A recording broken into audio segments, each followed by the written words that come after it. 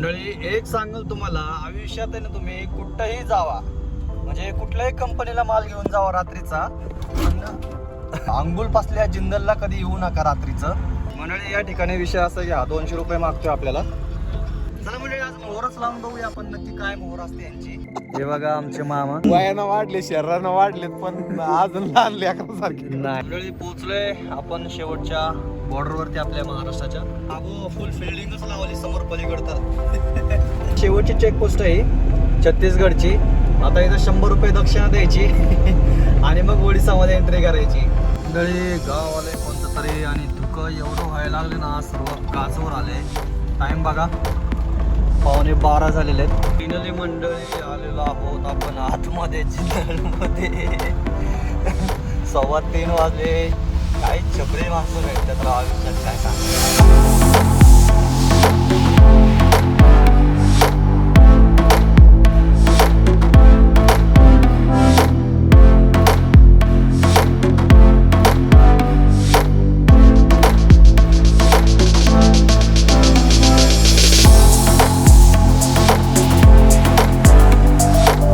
नमस्कार मंडळी, स्वागत आहे आपल्या आणखी एका नवीन व्हिडिओमध्ये. माझा मोबाईल झाला होता खराब, गरम होत होता, त्याच्यामुळे त्याचं सगळंच बंद झालं होतं. आणि फायनली एक आपण मोबाईल घेतलेला आहे दुसरा अँड्रॉइड, त्याच्यामुळे ह्याच्यावरचा लोड कमी होणार आहे. माहिती तुम्ही जर नाराजच आहे, अचानक गायब कुठं होतो, काय होतो, काय आम्हाला काय कळत नाही.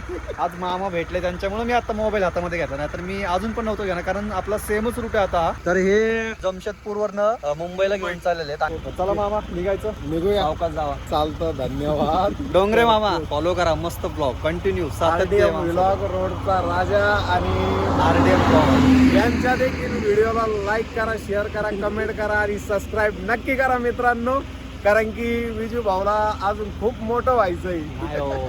ते ऑलरेडी मोठे आहेत, मी शरीरानं मोठा झालोय. तुम्ही भेटले तेच आम्हाला मोठेपण आहे, बाकी काय नको आम्हाला. प्रेमाचा व्यक्ती जर भेटला ना तर वेगळाच आनंद. हे बघा आमचे मामा पलीकडनं पलीकडनं वयानं वाढले, शरीरानं वाढलेत, पण अजून लहान लेकरांसारखे. नाही मामालाही भारीत आपले, काय मामाचा विषय नाही. धन्यवाद. तर मित्रांनो, विजय भाईला आपण शिवे द्या. तर चला मंडळी निघूयात आता आपण पण. आणि आता टाइम झालाय बघा, जवळजवळ 11 वाजलेले आहेत. आणि लाईट बघा रस्त्यावर कशी पडते मागे, कशी वाटते लाईट हे बघा. म्हणजे आपल्याला ऍपल दिले होते, ते त्यांना जो माणूस भेटला होता तिकडून जम्मूवरनं ऍपल घेऊन आला होता. डायरेक्ट जम्मूचे ऍपल आपण खाणार आहोत, कारण की ऍक्च्युली मला भूक पण लागली होती, पण आपण काय खाल्लं नाही. आपण समृद्धीला लागायच्या आधी आपण जेवलो होतो, तेवढंच. नंतर काही थांबलो नाही, जेवलो नाही, काय नाही मी. कारण की काय माहितीये का, थांबलं जेवलं ना की मग झोप लागणार. आता टाइम तुम्हाला ह्याच्यामध्ये पण दिसणार आहे. मेन कारण म्हणजे आपला मोबाईल बंद पडला होता, सगळा लोड ह्याच्यावरच येत होता, त्याच्यामुळे काही एडिटिंग नाही, काय नाही. तर मोबाईल घेतलेला आहे, सगळा अर्धा लोड आता कमी झालेला आपल्या मोबाईलचा. मामाचं एक विशेष म्हणजे माहिती का, मामाचं वयानुसार मामा जबरदस्त बनवतात व्हिडिओ.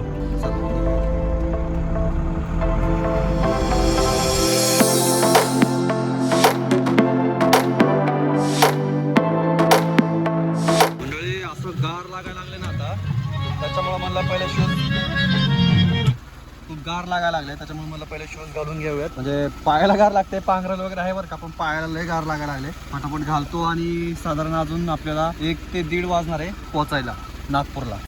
मंडळी टाइम झालाय आता बरोबर 12:30 वाजलेत आणि जरासा आळस यायला लागलाय, झोप लागायला लागली. जरा बघूयात पेट्रोल पंप बघून थोडं साईडला थांबूयात. वाटलंच तर मग तोंडा पाणी मारूयात, जर वाटलंच तर आराम करूयात, नाही तर मग निघूयात हळूहळू. पण लय जबरदस्त रस्ता आहे बाबा, काय खरं नाही रस्त्याचं. रात्रीचं डबल ड्रायव्हर पाहिजे खरं तर या रस्त्याला कंटिन्यू. आतापर्यंत आपण बघा 480 किलोमीटर कव्हर केलेलं आहे सिन्नर पासून. एकदम वेळेवरती आपल्याला पेट्रोल पंप भेटलेला आहे, लय गरज होती लय. मंडळी म्हणलं होतं फक्त अर्धा तास पडावं, पण सकाळचे 6 वाजलेत या चहा प्यायला, कारण थंडीच अशी ना की उठू वाटत नव्हतं. असं चला चहा पिऊन निघूयात आता. हो म्हणजे उठलो होतो बरं का मी, 3:30लाच उठलो होतो, पण म्हणलं नको, कारण काय होतं इच्छा एक तर 100 किलोमीटर अंतर राहिलेलं आहे, परत मध्येच कुठेतरी झोप लागली असती ना विषय अवघड झाला असता. आहेत आणि काल बघा आपण 495 किलोमीटर अंतर कव्हर केलं होतं. बाकी आता काय आपण थांबणार नाही हो, म्हणजे अंतर जे राहिले ते साधारण 850 किलोमीटर राहिलेले, जे रात्री आपण उशिरापर्यंत का होईना पण पोहोचून जातोय. तर आपण नॉनस्टॉप जाणार आहोत आता, कारण की आपल्याला टायमिंग डिलिव्हरी टायमिंग म्हणजे एवढं पण नाहीये, 40 तास सांगितले, पण आपण त्याच्या अगोदर पोहोचून जातोय. चला तयारी बघा कशी केलेली, कारण थंडी तर शिव असते जबरदस्त वाली. म्हणलं थोडंसं कोल्ड स्टार्ट करून द्यावं. हँड ब्रेक कुठे गेला? चला निघूयात स्वामी. चला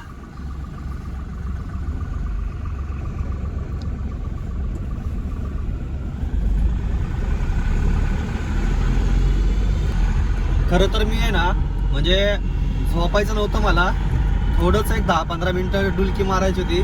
ॲक्च्युली मी तसंच बसलो होतो, असं जसं सीटावरती बसलोय ना तसंच बसलो होतो, पण आहे ना नाही कंट्रोलच होत नव्हतं. म्हणजे असं अंग बिंग दुखायला लागलं, त्याच्यामुळे जरा वेळ पडावं म्हणलं, आणि इकडं असं पडलं नाही एकदा मग उठूशी वाटत नाही, माहिती आहे का, असा विषय आहे. असू द्या, चांगली झोप झाली, एकदम फ्रेश वाटायला लागले. बाकी आता मस्त असं अंतर कव्हर करूयात.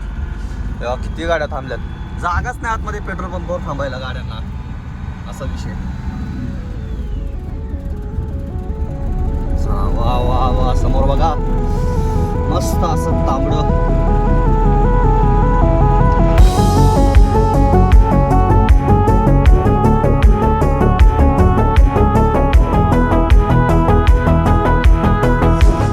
मंडळी आलो आहोत आपण समृद्धीच्या एंडला, पाहू शकता. आणि टाइम बघा, बरोबर 7:25 झालेले आहेत. चला आता थांबूया पुढे कुठेतरी. आता इथंच लगेच नाही थांबणार मी, अजून बरंच लांब जायचं आपल्याला. आणि इथून अजूनही आपलं 750 किलोमीटर अंतर बाकी आहे. 13-14 तास दाखवत आहे, 14 तास. विषय असा आहे.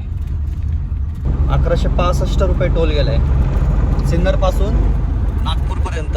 मंडळी नागपूर क्रॉस करून आलोय आपण, आणि या ठिकाणी थांबतोय, जरासं आवरून वगैरे घेऊया सगळं. आंघोळीची तर काही गॅरंटी नाही आता माझी, फक्त कपड्याचं वगैरे जर झालं तर झालं, बाकी नाश्ता वगैरे चहा वगैरे करून निघूयात. या चहा यायला मस्त असा चहा घेऊयात. आणि टाइम बघा आता बरोबर 8:53 झालेले आहेत. नंतर जे आहे ते 678 किलोमीटर राहिलेले. 10 वाजेपर्यंत टायमिंग दाखवत आहे.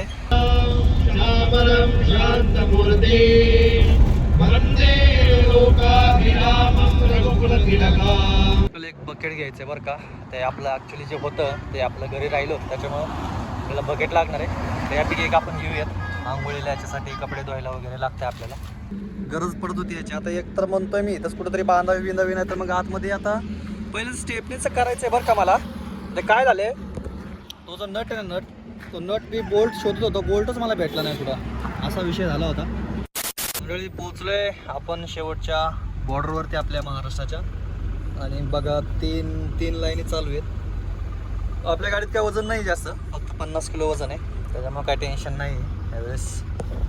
एकदम मारा अबो फुल फिल्डिंगच लावली समोर पलीकडे, तर फुल खप्पा गाड्या पकडते ते. 11:15 झालेले आहेत. मी म्हणतोय आता जेवायला थांबावं पुढे कुठेतरी, राजस्थानी ढाबा वगैरे बघून. पहिले छत्तीसगडची बॉर्डर क्रॉस करूयात आणि मग पुढे जेवायला थांबूयात. चला मंडळी, जरा जेवण वगैरे करूयात, आंघोळ वगैरे करूयात. ढाबा पण आहे आणि पाणी पण आहे, त्याच्यामुळे काही टेन्शन नाही आहे. मस्त असं आता फ्रेश होतो. मस्त आंघोळ बिंघोळ करून तयार झालेलो आहोत, आणि आता आपण जेवण करूयात आणि मग नंतर पुढचा प्रवास सुरू करूयात. हात ओके रेडी, अभी चलते खाना खाने के लिए. बघूया काय भेटतं या ठिकाणी खायला. आपल्याला मस्त अशी पहिल्यांदाच घेतलंय मी, दाल पालक घेतलेली, पाहू शकता कशी आहे. बहुतेकाने काय फुल दिली वाटतं. आता बघूया, जेवढी सरती तेवढी खाऊयात. मला पालक तरी आहे, पहिल्यांदा पालक अशी खातो मी ढाब्यामध्ये, नाहीतर काय पालक कधी आपण खाल्ली नाही. तर या जेवायला जेवण करूयात आणि मग निघूयात. मस्त आहे. सगळं जे बिल झालं ते होतं आपलं 140. एक पाणी बॉटल पण घेतली. काय कशाने ना लय जाम केलं मला पाणी. ॲक्च्युली मला आहे ना ते जारच भरून घ्यायचं होता, पण जारला पाणीच भेटत नाही कुठं, असं झालं माहिती का. आरशाचं घ्यायचं होतं बरं का साईडचं. या ठिकाणी आरसा लावायचा बारका, इकडचा आहे ना लेफ्ट साईडचा, तो खराब झालेला आहे. हे पाहू शकता इथं पूर्ण इथं मार लागलेला आहे, त्याच्यामुळे खराब झाला आहे तो. तर बघूया इथं भेटतोय का आपण. तर काय होतं, साईडच्या ज्या गाड्या सुद्धा दिसत नाही त्याच्यामध्ये. म्हणजे आरशीचं तर काही भेटलं नाही आपल्याला या ठिकाणी. होतं पण मोठ्या गाड्यांचं आहे, पण आपण अगरबत्ती स्टँड घेतलेलं आहे या ठिकाणी लावायला, कारण ॲक्च्युली आपण लावतोय ना ते इथं लावतोय. आता नंतर इथं या ठिकाणी लावूयात. मंडळी टाइम झाला आता बरोबर 3:45 वाजलेले आहेत, आणि आता आपण रायपूर क्रॉस करतोय. बाकी हा जो पॅच आहे ना म्हणजे पूर्ण दुर्गपासून दुर्गच्या अलीकडनंच जसं रांजणगाव वगैरे लागतं, दुर्गाव वगैरे लागतं, म्हणजे छत्तीसगडची बॉर्डर लागते, तिथून जी सुरुवात होते तो हा पूर्ण पॅच आहे ना सगळं व्यस्त आहे बरं का. खूप साऱ्या गाड्या असतात दिवसभरामध्ये, त्याच्यामुळे हा पॅच आहे ना कधी पण एक तर रात्री नाही तर पहाटे कव्हर करायचा, जर एकदम आरामात कव्हर करायचा असेल तर, नाही तर खूप ट्रॅफिक लागतं आणि बराचसा वेळ आपला याच्यामध्ये जातो. हे बघा सगळ्या हेवी गाड्या पण असतात, बारीक गाड्या पण असतात, त्याच्यामुळं वेळ जातो याच्यामध्ये. असं आता पॅच आपण हा क्रॉस करतोय, तर काय आता आणखीन आपल्याला 440 किलोमीटर राहिलेले, रात्री 12 वाजेपर्यंत टाइम दाखवतोय. बघूया.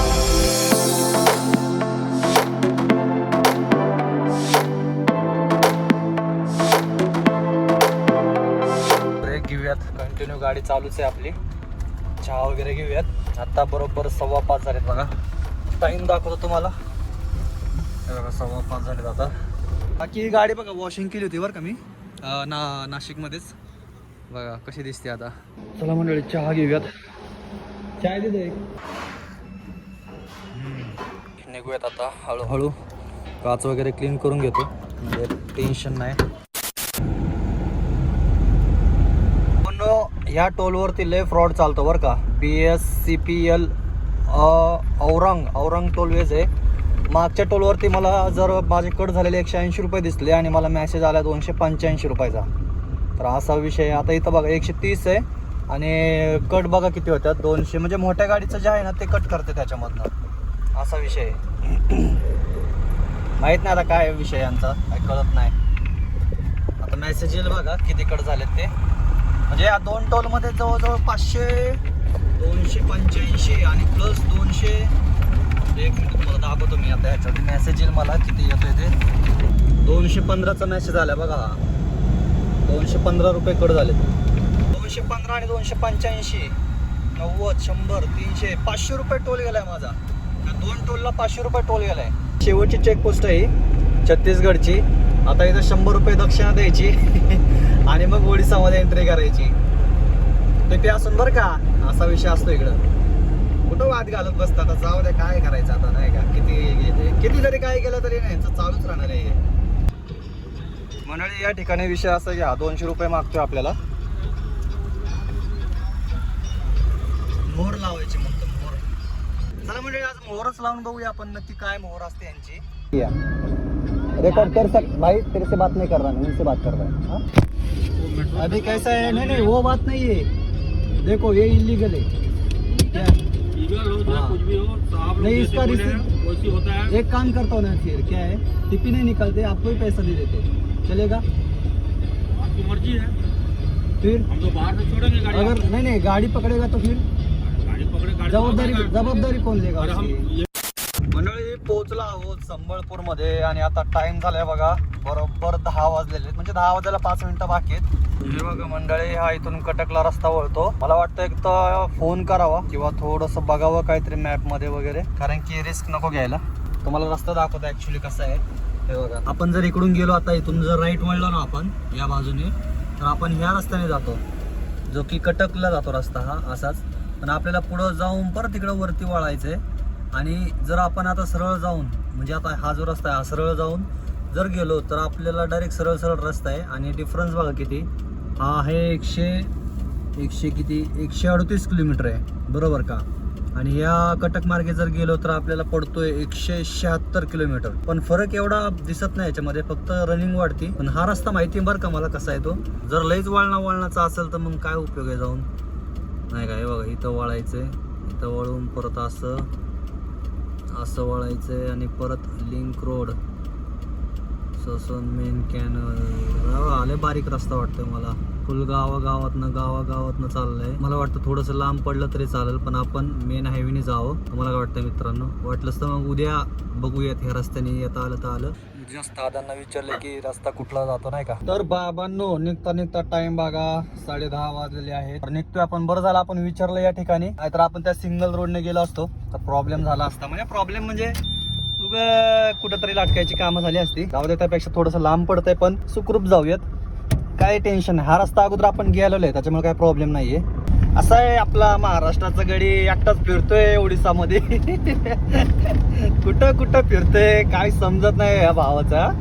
म्हणत असाल विजय भाऊ काय खरं नाही बाबा तुझं, एकटाच बिंदास. सगळ्यात पहिल्यांदा भीती मला फक्त मित्रांनो आहे ना, केरळला जाताना पहिली भीती वाटली होती. पहिली ती म्हणजे फर्स्ट टाइम गेलो होतो मी तेव्हा केरळला, तुम्ही ब्लॉग पाहिलाच असेल. त्याच्यानंतर जी भीती गेली ना माझी, ते आता काय वाटत नाही एवढं.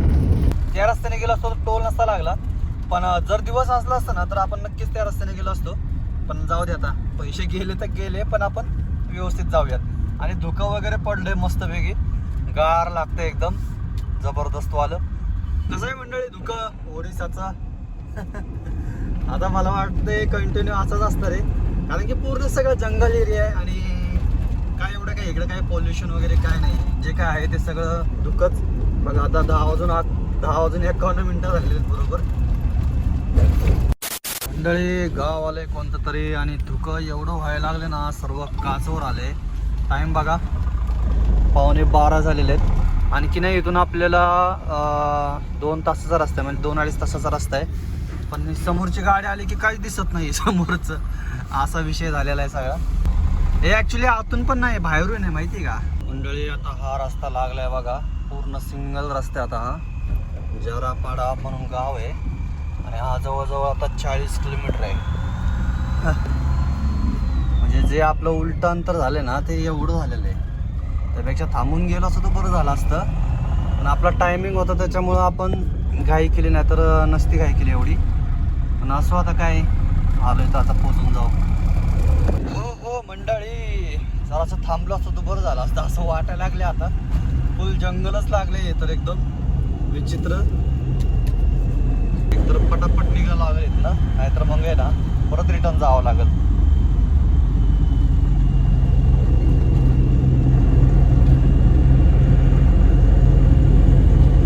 मंडळी पाहू शकता धुकं पण पडते, जंगल पण लागले.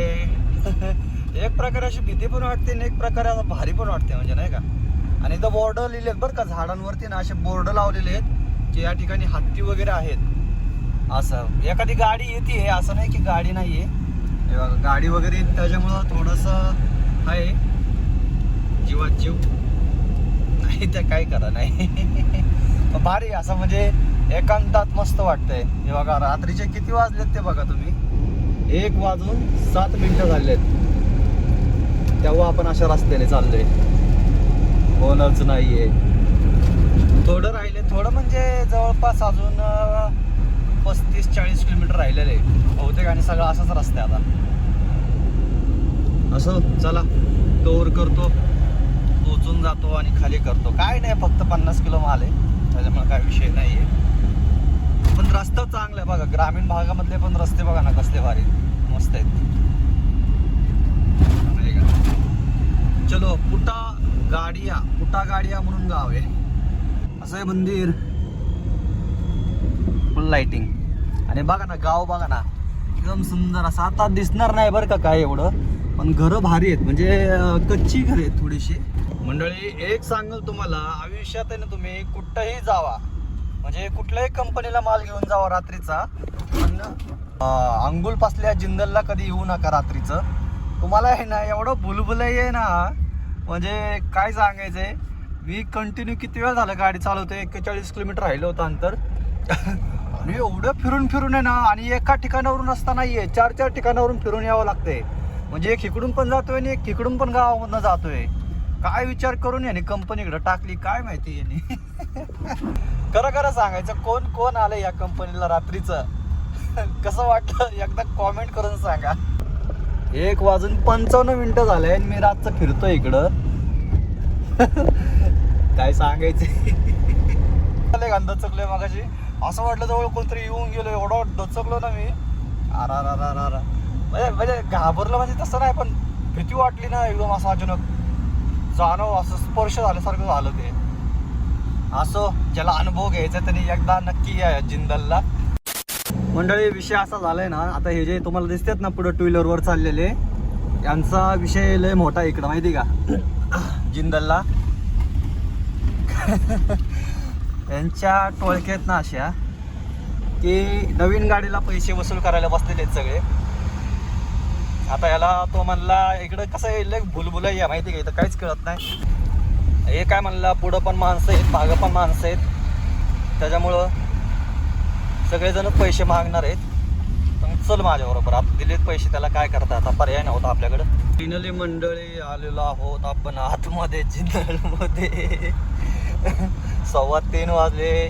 काही छपरी माणसं भेटतात राव आयुष्यात काय सांगायचं. असं त्याच्याला आपली आत्ताच गाडी खाली होणार आहे बरं का आणि लगेच जायचं म्हणलं तर जाऊ पण शकतो आपण. पण मी थांबणार आहे इथं सकाळी निघणार आहे कारण अशी थंडी नाही तर बाहेर जायची इच्छाच नाही अजिबात. आणि बाहेर गेलं ना बघितलं ना रस्ता कसा आहे त्याच्यामुळं नाही जाणार आपण. इथंच थांबूयात इथं आराम करूयात आणि मग सकाळी निघूयात.